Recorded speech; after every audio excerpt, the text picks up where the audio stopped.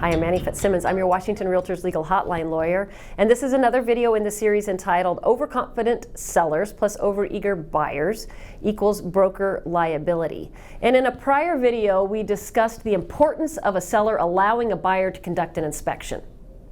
So assume that that's our background for this discussion. Seller is going to allow a buyer inspection.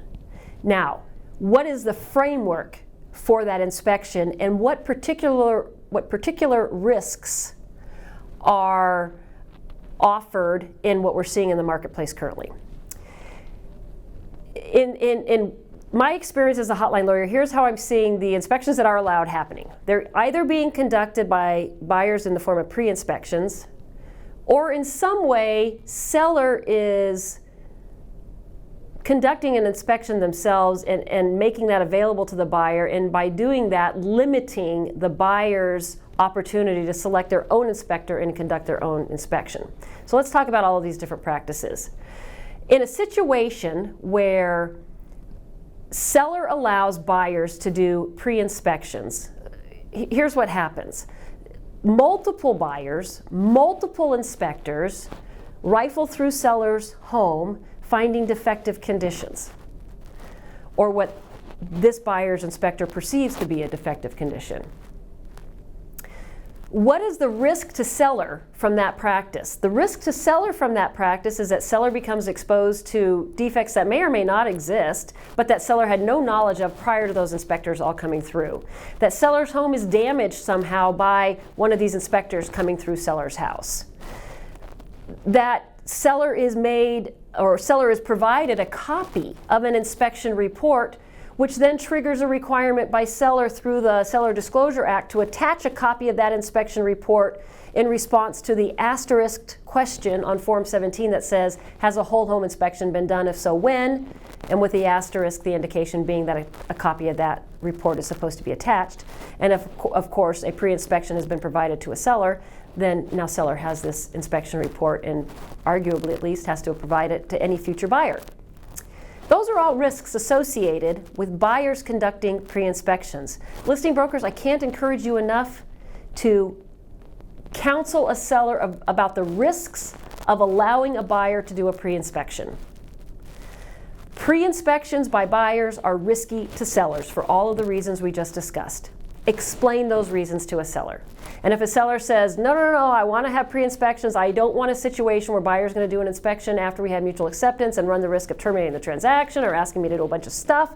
I want to know what they want me to do going in, and it's important to me to allow them to do pre-inspections. Then you put your warning in writing in an email. You put in additionally advice that they seek legal counsel with respect to the risks associated with allowing buyers to do pre-inspections. You push send, you email that to your seller, you get a reply from your seller, and you put the reply and the email in your transaction file to protect you in the future.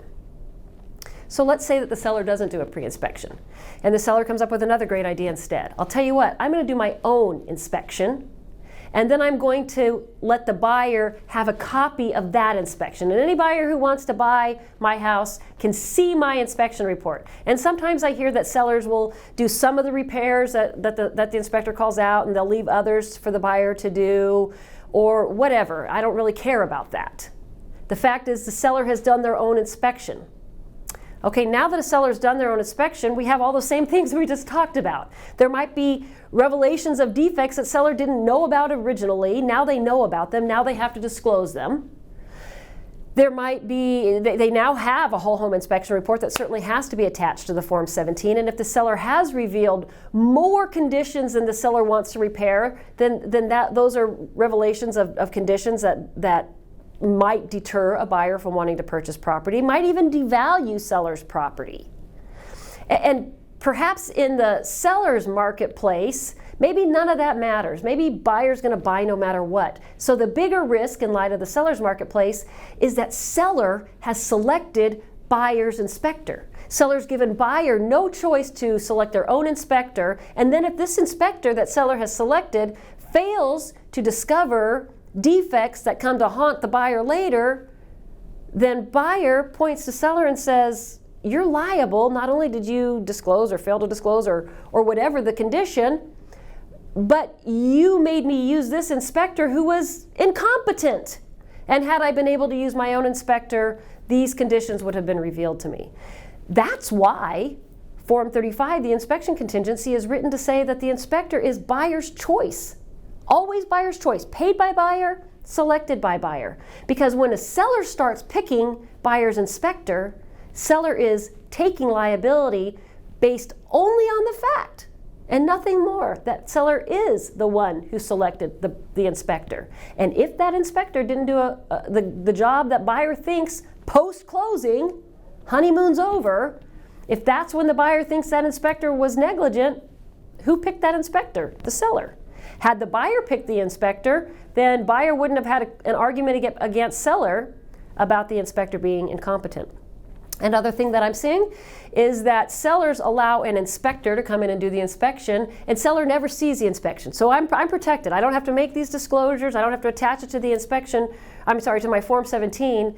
But the listing, MLS listing form identifies that if buyers want an inspection, their only choice for getting that inspection is to go to this inspector and pay this inspector for the report. Okay. We get rid of the idea that seller is exposed to the defects until, of course, a buyer reveals them to the seller. But we're still stuck with the problem that seller has selected buyer's inspector. I hope you see that from the seller's perspective, that's a dangerous practice. Buyer brokers.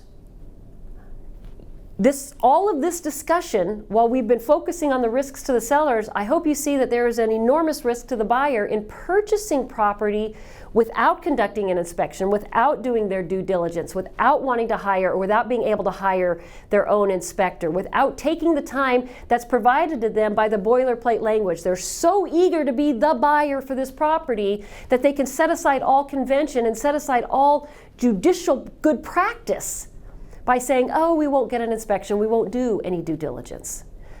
Buyer brokers, short term, that buyer's going to be really happy. They get the transaction, hip hip hooray. When they move into the house and discover the only thing, holding the house together, my dad always used to say the only thing holding the house together was the termites holding hands. Their joy, their short-term joy, is going to be gone, and who are they going to be angry with?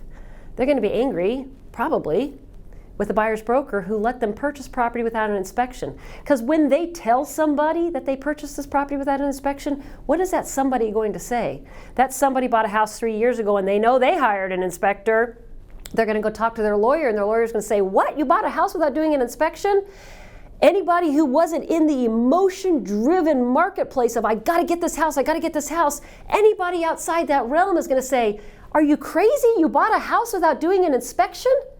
Because really, that buyer is crazy to buy a house without doing an inspection. Buyer brokers, that's what you have to make your buyers understand, is that the short-term craze of being the buyer for this home is very likely to be short-lived, and the long-term problems purchased by buying a house without an inspection could be consequences they suffer for a long time. To avoid suffering those consequences along with them, you have to document your file. Buyer, I advise you not to proceed in a transaction without first conducting an inspection. I understand that you are determined to purchase this property and the seller is prohibiting inspections. In my experience, it's a very bad practice for a buyer to purchase property without an inspection. And if you are insistent upon purchasing without conducting an inspection, I strongly encourage you to seek the advice of legal counsel and a home inspector before you make that final decision. Something like that.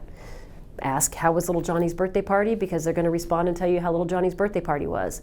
They may never respond to your warning about the inspector, but as long as they reply to your email, that's all that matters. You copy the reply, you copy the email, you put them both in your transaction file. When your buyer sues the seller later and includes you in the lawsuit, your lawyer does a happy dance because there's the documentation that's going to provide your defense. If you have questions on this, how to explain the risk, how to help them avoid the risk, or even how to document your file, or any other topic, please send an email to me, legalhotline@warealtor.org. Thank you for being a Washington Realtors member.